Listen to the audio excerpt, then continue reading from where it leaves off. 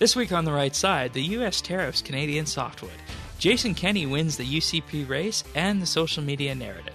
The Liberals favor gender equality over diversity and merit with judicial appointments, and the Governor General takes an alarmingly partisan position. This is The Right Side, episode 41, recorded Saturday, November 4th, 2017. The Importance of Neutrality.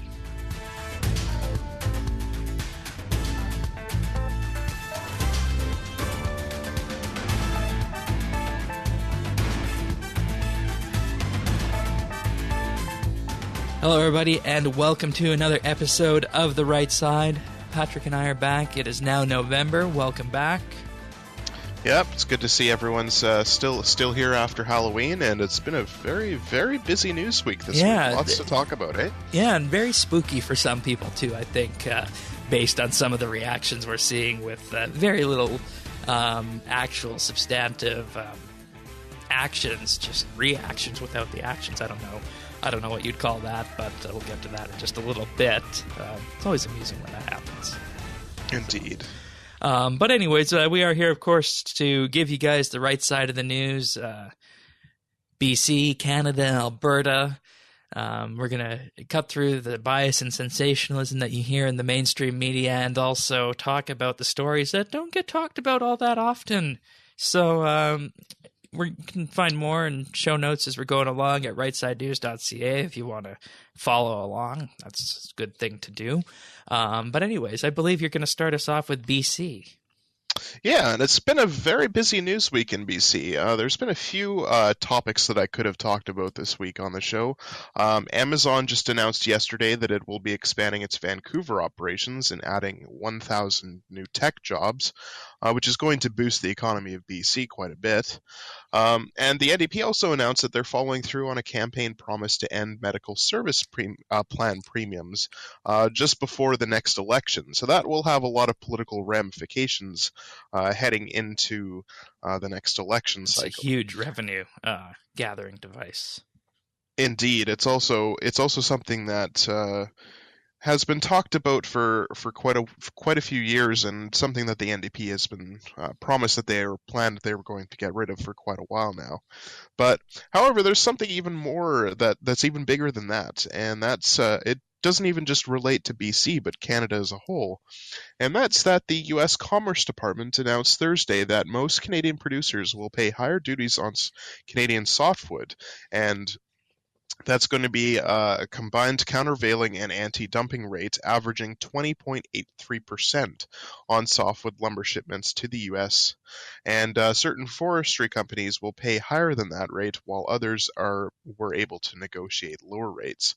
So U.S. Commerce Secretary Wilbur Ross said that the revised duties were issued after the United States and Canada were unable to reach a long-term settlement to the dispute. Ross said in a statement, quote, "While I am disappointed that a negotiated agreement could not be made between domestic and Canadian softwood producers, the United States is committed to free, fair, and reciprocal trade with Canada.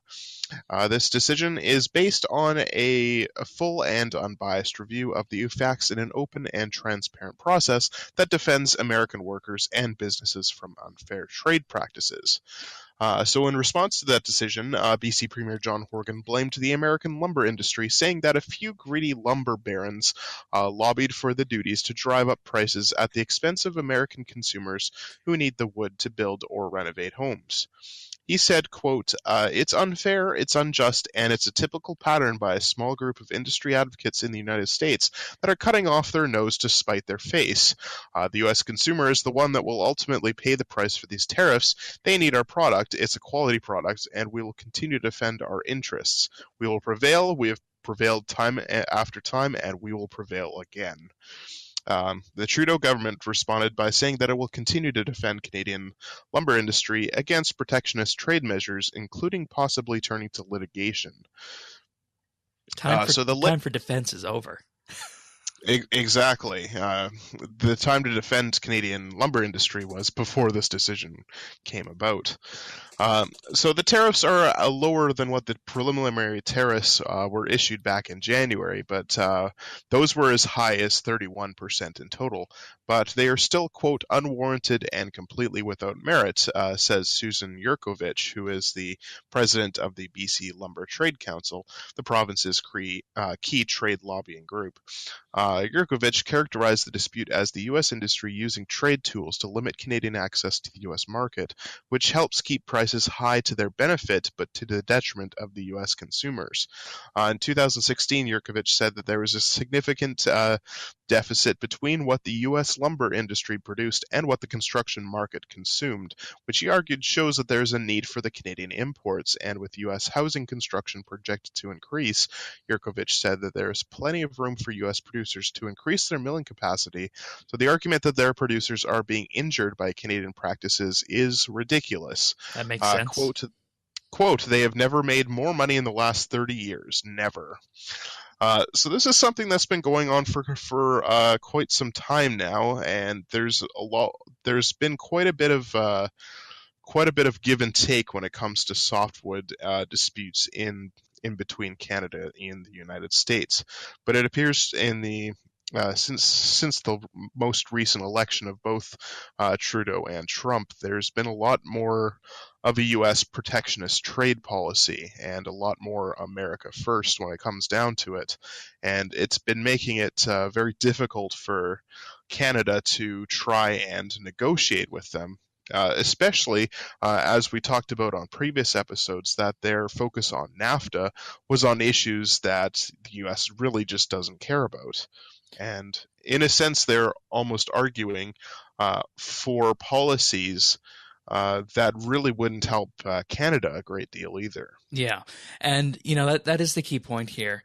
Softwood is always an issue when it comes to Canada, and it's a very important issue for BC, but it's also a huge macro issue for Canada as well because BC is a very large part of Canada's resource economy. And we had the previous softwood deal expire in 2005. The Paul Martin government was unable to get a deal. The Harper government came in, they got a deal with the US for 10 years. That deal expired in 2015. The Trudeau government had, a year and a half to get a deal with the Obama administration. They didn't. And we're seeing the effects of that now. And the Canadian producers might be a little bit put off by the policy that they're seeing when it comes to U.S. trade protectionism and whatnot on the softwood lumber side of the deal. But if our government was really focused on getting a good trade deal for Canada, they would see the issue of softwood lumber as a huge bargaining chip with the U.S. Because in order to make a good deal with this current U.S. administration, Canada needs to negotiate at a level where we will be respected for what we're negotiating with. Because like we And said, when it comes to environment and indigenous issues, those are issues of ideology, not of physical trade that will contribute one way or another to either the U.S. or Canada's trade deficit. And the key in any negotiation, I think, is to get something that you want. You have to give the other person something that they want. And in this particular case, the U.S. is wanting to they're obviously wanting to lower the tariffs on Canadian goods, or raise them rather, because of the differences that the Canadian government plays in supporting the Canadian lumber industry. Right. So what they're wanting to do is they're wanting to lower the amount of influence that the government has in the Canadian lumber industry, so that their U.S. companies that do not get help from the U.S. government can compete with them. Now, how they would be able to solve that is probably a bit above my pay grade, but it seems very simple that to give the Americans what they're wanting and being able to get something else in return, that seems like standard negotiation tactics, and it's Absolutely. something that should have been shouldn't have been that difficult to come across from, Yeah. right? If this was a negotiation in earnest on NAFTA, for example, and we wanted to include softwood on it, there would need to be a good discussion between the Canadian side of it as to what's more important. Is it more important that we get a good deal with softwood, or maybe is it more important that we get a good deal in terms of keeping our supply management regime out east intact? And there would need to be some give and take on those to get one or the other from the U.S. side of it to, you know, play ball with each other, so to speak, because when it comes to a negotiation, both sides need to want to negotiate. And if our demands are seen as unreachable and if the US demands are seen as unreachable, we're not going to go anywhere. And that's what you get when you are negotiating from the side of ideological issues rather than issues that are going to affect a trade balance one way or the other. Now, since the start of the year, the higher tariffs, they haven't impacted Canadian jobs just yet. The Canadian lumber is still operating at a very, very high output because of the increased demand in both United States and in Canada as well. But if the economy shifts and there is less of a demand in the States, it's going to leave a lot of people in jeopardy. Right. And that's going to be something that's going to fall back on the Canadian government if they're not able to negotiate further on this, and if they're not able to defend Canadian interests. Those jobs are going to be on the line, and that's something in our resource-based economy is something that's quite significant, because a lot of those jobs happen in places where there's no alternative for jobs. A lot of Exactly. these Yeah. resource economy workers work in a place where there's no You alternative. cannot Uh, diversify that economy. you can't just say, well, I got laid off from my forestry job, I guess I should move to Vancouver to get a job, because most of the places will be happening in rural BC where all these logging occurs, and they're not close to any population centers.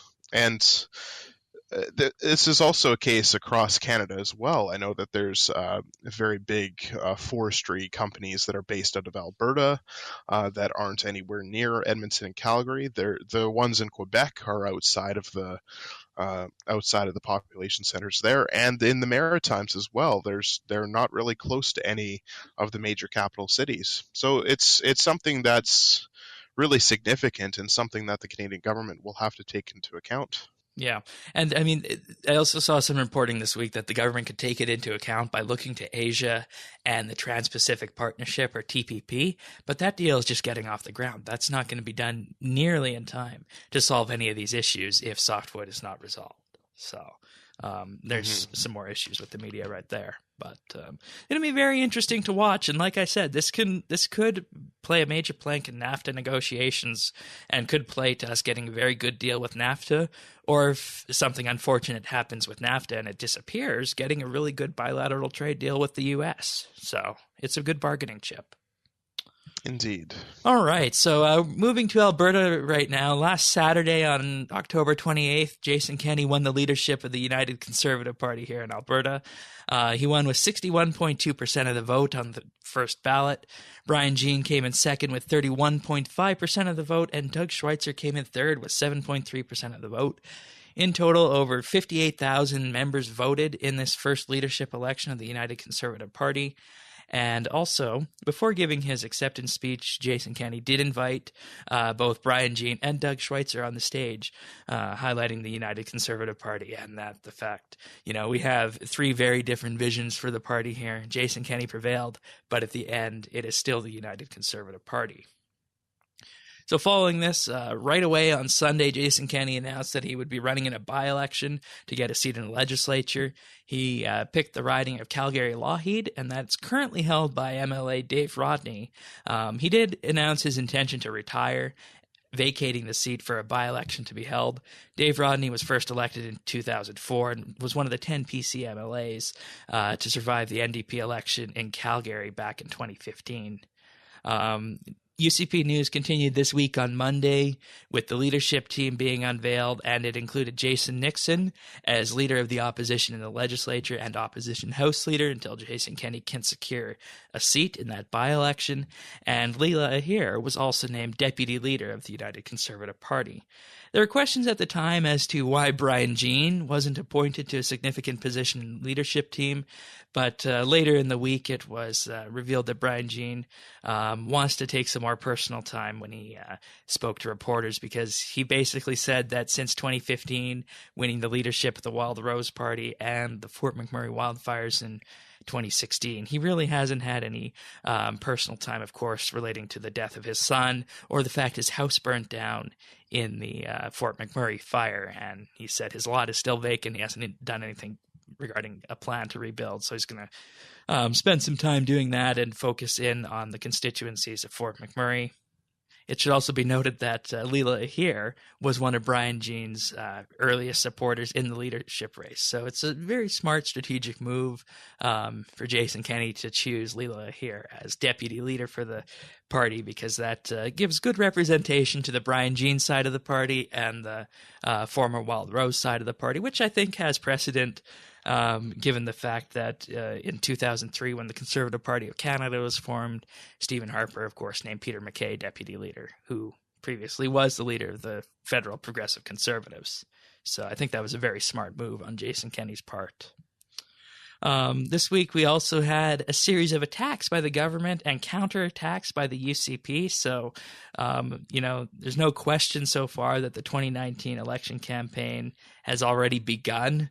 On Monday, Rachel Notley tweeted, "We'll stand against the UCP's job-killing, gay-outing, school-cutting, health privatizing, backward-looking, hope-destroying, divisive agenda." This was picked up by Maclean's writer Jake Markusoff, and he pointed out, how often does a premier 18 months before an election sound like he or she is auditioning for the role of official opposition leader?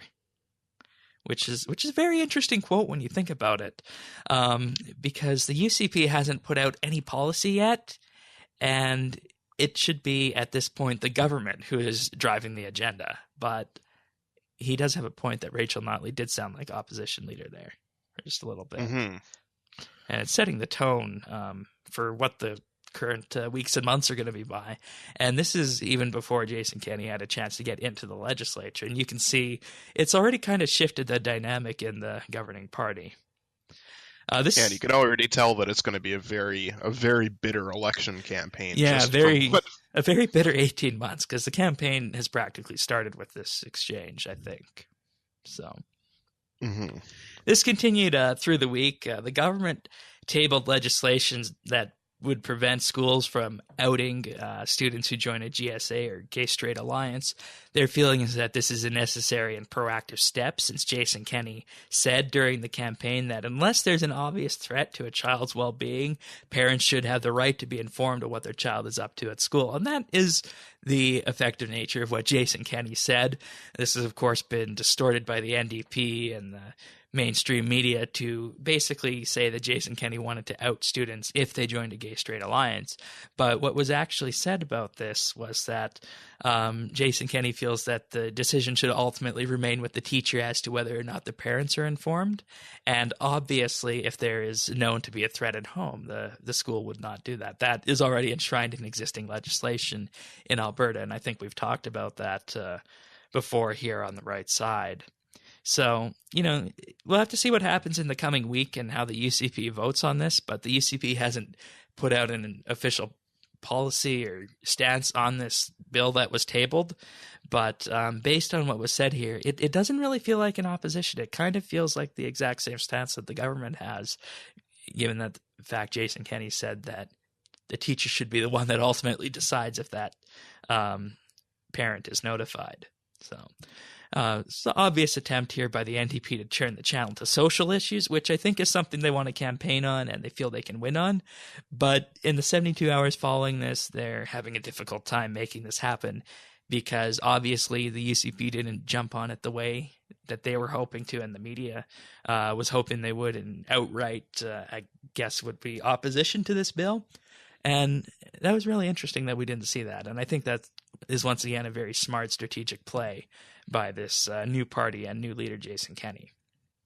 Yeah, and I think it's something that you saw in the media too. There was a lot of headlines about the Alberta government and Rachel Notley standing behind these, these gay straight alliances and whatnot. And then I was just thinking to myself, is this really what the government is wanting to talk about and what they're wanting to push their narrative on? And you have to think, yeah, that probably is what they want to do because they don't really have anything else that they can strongly campaign on that they're for because of their record that they've been in office for. And they're not really pushing anything on the economy. They're not doing anything based on the oil and pipeline agenda, and they're not doing anything about the flagging what am I trying to say, the Lagging flagging economy economy. of Alberta and the amount of pay that people are bringing Right. home. Yeah. And, you can look at also, you mentioned pipelines, and pipelines is a key point because, Alberta has intervener status in the Trans Mountain case, as does BC. And Rachel Notley has been campaigning to have that pipeline built. But there was news this week that the mayor of Burnaby has effectively said that he is so opposed to this pipeline that he will stand in front of a bulldozer to prevent it from happening. Now, we see that the NDP government is taking the more diplomatic route. But on the other hand, the UCP has no problem saying what Albertans are thinking and what the majority of people in oil and gas are thinking as well when it comes to these pipelines, that they should just be built. And this is a very obstructionist setup by those in the lower mainland because that pipeline already exists in part. So, Mm. and, if the NDP wanted to, they could be pushing pipelines right now, but they're not. And, this all comes back to social media as well, because it is so obvious at this point that the UCP and Jason Kenney has gotten into the minds of the NDP and people on social media. They are influencing the direction of public debate. This week there was a story from a relatively unknown source that has since deleted it that claimed Jason Kenney had a net worth of over $19 million Canadian. Jason Kenney took to Twitter saying that this was absolutely untrue.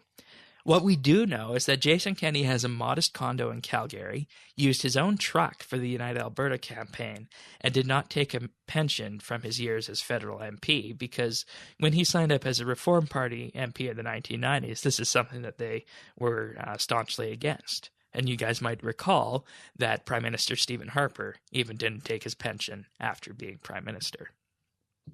We don't know the exact figures of his net worth because it's not common for Canadian politicians to release tax returns and net worth as it is in the US. But what's ultimately funny about this story is that by Friday evening, rather than Jason Kenney being too rich and being worth apparently over $19 million, it turned around that he was too poor instead of too rich because of his apparently bad fiscal planning. So this is the debate that we see happening here on social media.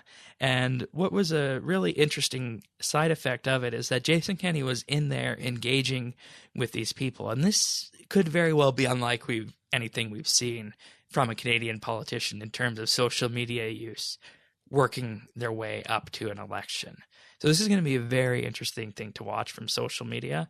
And I think it gets ahead of the curve on a lot of these issues, kind of the same way that Donald Trump has used social media in the U.S. to carry out his message. So we'll have to see where this goes. And it's something that's really interesting when you look at what he was talking about. The source that was quoted by, I believe, a member of the Alberta Party. You go The to the Alberta Party website. communications director, apparently. Indeed, someone who should probably know about what they're sourcing. You go to the actual website, and it's the most poorly written article, and it's from 2 years ago, and it includes many falsities in it as well. And the fact that they're using that as something to be against Jason Kenney, it's really funny because when you're a federal MP, you're basically working for the people. So it means that all of your expenses and all of your incomes, they're to be submitted to the ethics commissioner for basically the second glance at it, just to make sure that everything you're doing is above board. So he had to do this for years as a federal MP. So if there was anything out there that he was like super rich or super poor, we would already know about it because it would have been made an issue before. So clearly there's nothing wrong here, and it's just something from that Alberta communications director that was trying to make a big issue about it when really there's no issue there whatsoever. Yeah. And, this level of engagement and activity on social media is something I think that is going to be very important going forward. So we're going to be paying a very close watch to this and see if it gets replicated anywhere else. Especially as increasingly as the years go by, more and more people get their information from social media, and we all know that not all not all of the news on social media is correct or true. Some of it is actually blatantly false. So it's going to be something that a lot of the candidates in the next upcoming elections in both Alberta as well as federal and BC and all the other provinces, they're going to have to take note of in that using social media is a way that you can push the agenda and get people talking about the things that the candidates want them to talk about. And we're already seeing that in Alberta. Indeed. All right. So what do we got for Canada this week? So what we have from Canada is a little-known story that really didn't get talked about very much at all. A lot of the focus, of course, has been on the finance minister, Bill Morneau, and his dealings with the ethics commissioner and all the money and the shares that he's had in his father's company that he's been squirreling away. And a lot of controversy has been placed on that, and a lot of the talk in the House of Commons has been based on that as well, especially since the ethics commissioner mentioned that other ministers might be using the same tactics that Bill Morneau did. So that's something that we're going to have to follow up on and see if that's actually the case and what's going on there. But buried underneath all of that was basically a story that came out of the Globe and Mail and didn't really receive much attention. And that was that the Liberal government is not always appointing judges from a pool of, quote, highly recommended candidates. And this is raising questions about whether the partisan political considerations or diversity concerns are trouncing merit when it comes to the appointment process. And now, after promising to bring more transparency to the way it appoints judges in this country. After all, that was something that Trudeau ran under the 2015 election was transparency and an open, fair appointment process. Hashtag real change. Exactly. They're now actually being accused of doing the opposite. So under a ranking system that was brought back last October by the Liberals in order to, quote, highlight truly outstanding candidates, advisory committees are identifying the best as highly recommended. Second best are merely recommended, and a third group is unable to recommend. But the Liberals have actually appointed a number of judges from just the recommended list, according to a federal agency that supports the appointment process, despite there being candidates in the higher threshold, in order to satisfy gender equality. However, on Monday, neither the agency that compiled the data, the Office of the Commissioner for Federal Judicial Affairs Canada, nor the Office of Justice Minister Jody Wilson-Raybould would provide an actual breakdown showing just how many of the 74 appointees were drawn from the highly recommended pool of candidates versus the recommended group. Murray Rankin, the NDP justice critic, said he didn't understand why the Liberals couldn't provide more aggregate data. I'm not entirely sure why we couldn't know, why we're not entitled to know, and how often the minister is dipping into the merely recommended as opposed to the highly recommended pool, he said. So despite a higher number of total male applicants in the highly recommended category, which was 75 to 54 women, the appointments from the highly recommended field are being made at an even 37 to 37 split. Interestingly, despite strict adherence to gender equality, equality is not really made for any other categories. There are more highly recommended candidates in every category of diversity, such as ethnic minorities, LGBTQ candidates, Indigenous candidates, and disabled ones, than judges that were appointed from each group. So another issue is actually the lack of diversity in the firms that the Liberals appointed the judges to. So after appointing 5 women and no men to the bench in the Maritimes, it's found that the 3 of the 5 appointees specialized in insurance law when they were lawyers, and all 3 of them worked for the same regional law firm, which was Stewart McKelvey. And this was mentioned in the Atlantic Province's Trial Lawyers Association. They said that in an open letter to Wilson Raybould on Wednesday. Quote, their background is representing insurance companies and personal injury claims against the average Joe, said Brian Hibbert, which was the president of the Atlantic Lawyers Association. He said, we're hoping that this isn't a trend. This is very troubling because the judicial system is something in Canada that needs to work. And we need to know that we have the best judges, because if we don't have the best judges, you could very well end up with a second-tier judicial system. And that's not something that we want for our country, when any citizen can go through the judicial system, any law passed in Parliament can also go through the judicial system. So it's a very big issue here. The fact that there are people in highly recommended category, but people are chosen from recommended just to satisfy a quota. And that doesn't really sit well for what I want to say as the spirit of the law. Yeah, especially when there's people that are clearly that have higher merit and that they're more qualified for a position, but they're being passed up in the name of a political concern from diversity. But they're not even being completely diverse, because the other positions of diversity, such as the ethnic minorities and all the other stuff that I mentioned, they're not even being considered in that diversity appointments process. And in fact, a lower percentage of them are being appointed as compared to ones that aren't from an ethnic minority or one of the other methods of diversity that we were mentioning. So it's something that it's not really being talked about at all, because it's not really something that will grab the headlines very much. Right. But it's really an important topic that should be talked about, because it's just another way that the Trudeau Liberals are trying to say that they're doing something for the benefit of Canadians in the name of diversity, but they're actually not doing what they should be doing in the first place. Wouldn't it be interesting if the Senate had to approve federal judges and the provinces had to approve lower court judges? Oh, that would be interesting. But as it stands right now, all of that lies with the federal government.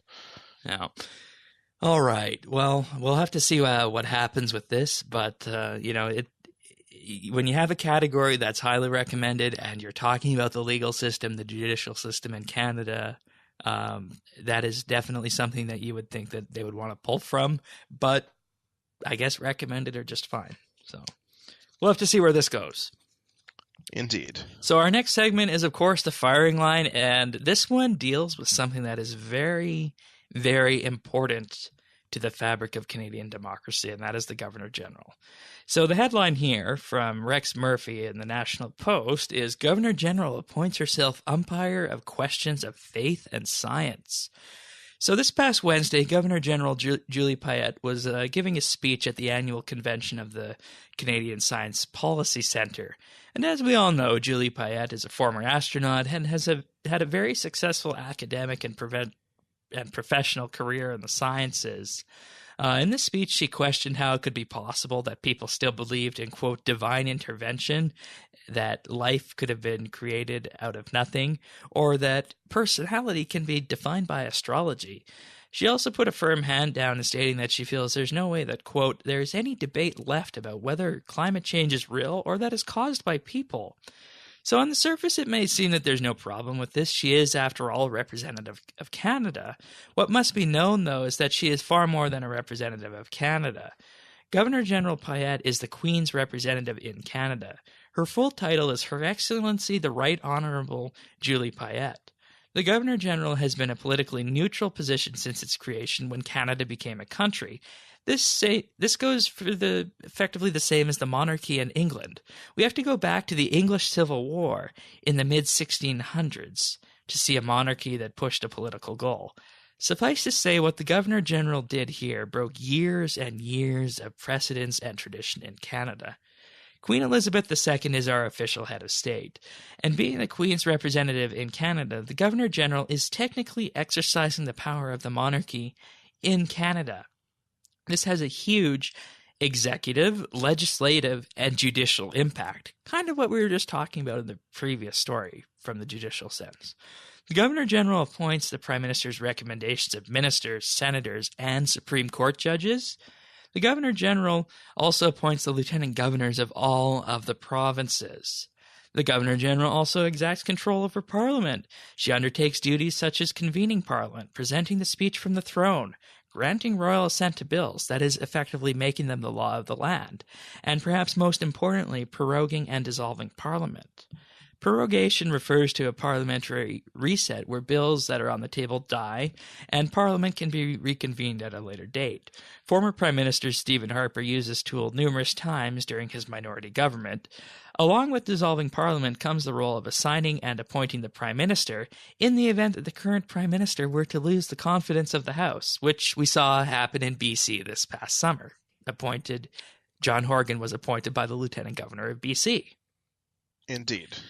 So the reason why this rings so many alarm bells is because Justin Trudeau, the Prime Minister, outright applauded the Governor General for the stances that she took. He said he applauded, quote, the firmness with which she stands in support of science and the truth. The Prime Minister has become complacent here in politicizing the office of the Governor General. While this may not have a huge impact for his majority government right now, if in 2019 we failed to elect a majority government, the neutrality of the Governor General could come into question when it comes to deciding what happens with the hung Parliament if we happen to elect one of those. What's more alarming with this, however, is that this outright politicization of what has been a neutral body has largely been glossed over by the media. Rex Murphy in the National Post commented on the largely ceremonial nature of the Governor General and how being elevated to the office, quote, does come with a certificate of intellectual authority and the prerogative to delimit the scope of inquiry and debate on any issues in the Commons or the citizenry may wish to engage in. The Toronto Sun also released an editorial rightly claiming that the Governor General overstepped her role and gave a good summation of the situation, including highlighting that there is a diversity of views in Canada when it comes to, quote, divine intervention or climate science. So this is a major issue for the body of the Governor General right now. And if this was anything but a majority government right now, there would probably be calls for the Governor General to resign and place someone in the position who was neutral from the outset. Yeah, and just think of this, if this was on the flip side, if someone was, if the Governor General was, supporting what she calls divine intervention or being against climate change or something like this, and the Conservatives were in power at the time, there would be lots of calls for them to be for them to resign, and this would be a major problem. But because it's on the other foot, it's not being talked about. Now, what she believes and what she personally feels, it may be true. It's fine, and she's allowed to pursue those causes. Exactly. She's a human. She's allowed to have ideas and opinions. But speaking as an official representative of the Crown in Canada, that's something that it requires a bit of diplomacy when it comes down to it. When you're the Governor General, you have a role to play, and that role is basically what was described to me from one of my political science teachers as the constitutional spare tire. Basically, the Governor General is there in case there is an emergency, if there is a war that happens, if there's a natural disaster, or if something happens to Parliament, if say the Prime Minister has an accident or something like that, or if there's a problem with one of the provinces, if if the lieutenant governor there has a problem.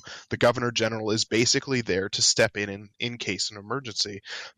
She is basically the fire extinguisher for our House of Canada, and if the fire extinguisher decides to work for certain people and not for others, that's a bit of a problem, isn't it? Because the fire on the house is not going to discriminate based on what people believe in. Um, so this is something that is really concerning when it comes to an office that's supposed to be politically neutral, and as something that's supposed to be serving to all Canadians. And as it is, the Governor General is appointed. So this should also have more reflection on Justin Trudeau Exactly. for this, Um, and he's not really getting much attention on him based on this at all. And it's something that he probably should be. right. And imagine a situation where, say, this coming spring, for some reason in BC, the three Green MLAs decide to defect and support the Liberals in a non-confidence motion against the NDP government. The John Horgan government loses confidence of the House, hypothetically. He has to go to the Lieutenant Governor of BC. She makes a decision that he disagrees with. It is then the Governor General's job to come in and resolve that issue. And after this, the question will be asked, is the Governor General truly neutral? So that's what we're talking about here. Another way of looking at this, could you imagine Queen Elizabeth in England giving a speech like this and effectively directing Parliament to do something different than Prime Minister Theresa May might want to do? And that's something that's quite worrying, because there's been so many years of precedence in how a governor general is supposed to act, and what they have control over as well. And for her to break this precedence is quite troubling when you think about it. Yeah, like we looked this up, and the Governor Generals of Canada have been politically neutral. We have had Governor Generals with immense constitutional law expertise, primarily the former Governor General. We had to go back to England to the mid 1600s and the English Civil War to see a case where the monarchy pushed an agenda like this. So this is really big for the Canada and the Commonwealth and the monarchy as a whole. So it's something that the media ought to be talking about, and they're not. So. Yeah, and that's something that did happen in Canada was what we could call the King Byng affair, and this was back when Mackenzie King, the longest-serving Canadian Prime Minister, he lost the confidence of the House, and he wanted to call an election. And basically, Lord Byng, who was the Governor General at the time, he said, "No, it's been too soon since the last election. I'm not going to take your advice." And then he basically went to the Conservative leader, Arthur Meighen, and said, "If you have confidence of the House, you can become Prime Minister."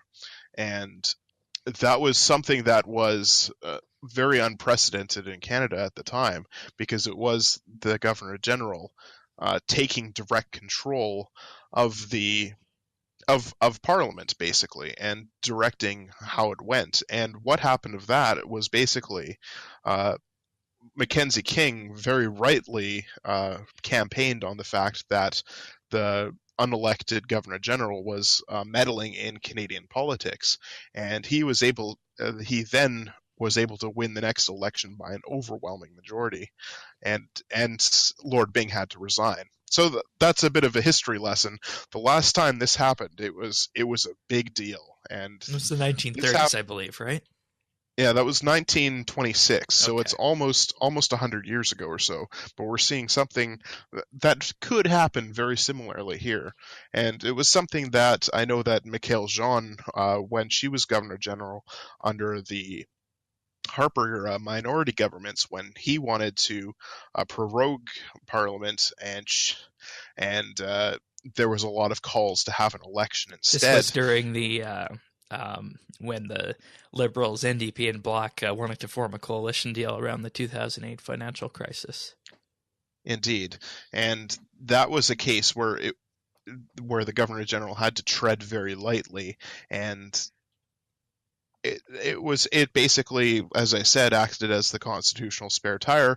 Things happened, and life went on for all Canadians, and that's something that the Governor General has to be. And by taking such a political stance on something, no matter how right it may be, it's very worrying, because it means that not all Canadians will be represented.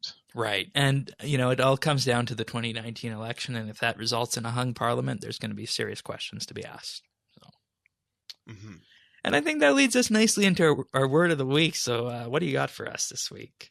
So our word of the week this week is constitution. And constitution is basically the system of fundamental principles according to which a nation, a state, corporation, or another group like that is governed. So you'll see a lot of companies and a lot of groups will have a constitution that basically says how they can act and what they are allowed to do. And for a nation, a constitution is basically the supreme law. And our Constitution is actually written in our Constitution that the Constitution itself is the supreme law of Canada, and nothing can go against the Constitution. And basically, if any law was passed that directly contradicted with the Constitution, it would have no force or effect. And so that's something that is very important in Canadian society, and something that is very much needed to be able to govern a country properly. And that's, of course, comes into talk with our story about Julie Payette. And when it comes down to the Constitution, if she needs to follow the Constitution to the letter, she needs to be that representative who will enact the Constitution should there be a need in Canada. And our firing line throws serious questions into that. So it all comes down to the Constitution in Canada and many other countries. So Constitution is the word of the week. Thank you for that. That about Indeed. wraps up this episode of The Right Side. So thank you everyone for listening. If you want full show notes, you can find them at rightsidenews.ca. We're also on Twitter and Facebook at RightSideCA. You can follow all of our week's news there. There are tons and tons of stories we go through each week. So if you don't hear it on the podcast, there's a chance if you follow on Twitter and Facebook, you will see other stories that we haven't talked about here, and they're really interesting. So that's Twitter and Facebook at RightSideCA. Also, if you want to subscribe to us, you can do that at rightsidenews.ca/iTunes or rightsidenews.ca/YouTube. So with that being said, we'll see you next week for another episode of The Right Side. And we will always give you the right side of the news, sharing with you what the media will not. So we will see you next week.